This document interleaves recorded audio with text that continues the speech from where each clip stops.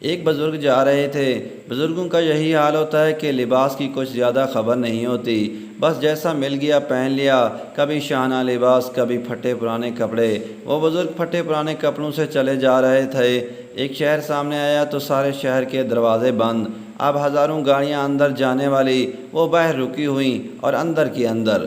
تجارت کاروبار بھی سب بند۔ انہوں نے لوگوں سے پوچھا، بھائی یہ دروازے کیوں بند ہو گئے؟ لوگوں نے کہا، اس شہر کا جو بادشاہ ہے اس کا باز کھو گیا۔ باز ایک پرندہ ہوتا ہے جس سے چڑیوں کا شکار کرتے ہیں، وہ کھو گیا ہے۔ تو بادشاہ نے کہا، چونکہ باز کھو گیا ہے، شہر کے دروازے بند کر دو اور اسے کہیں سے پکڑ کر لاؤ۔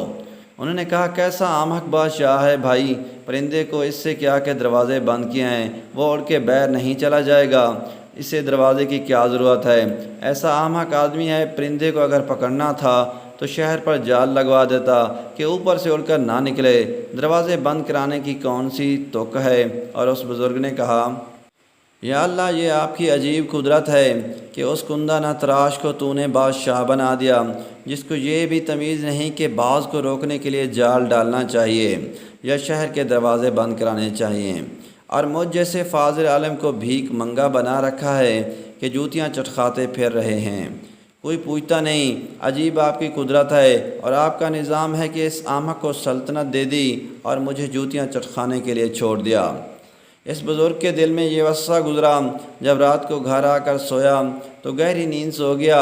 خواب میں دیکھا ایک بزرگ کہہ رہا ہے، کیا تم اس کے لیے تیار ہو کہ اللہ تعالیٰ ایمان کی دولت اس بادشاہ کو دے دیں اور اس کی سلطنت تمہیں دے دیں؟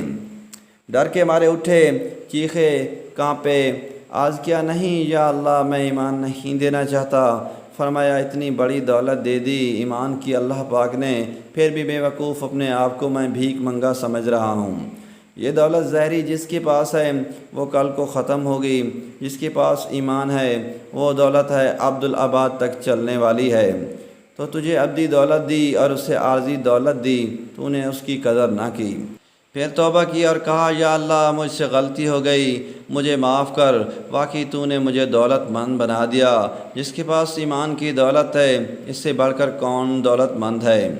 یہ دولت آگے تک جانے والی ہے۔ مسلمانوں کو اگر دنیاوی دولت ملے تو شکر ادا کرنا چاہیے کہ ایمان کی دولت الگ دی اور دنیا کی دولت بھی دی۔ دوستو، اس طرح کی مزید ویڈیوز کے لیے چینل کو سبسکرائب کریں۔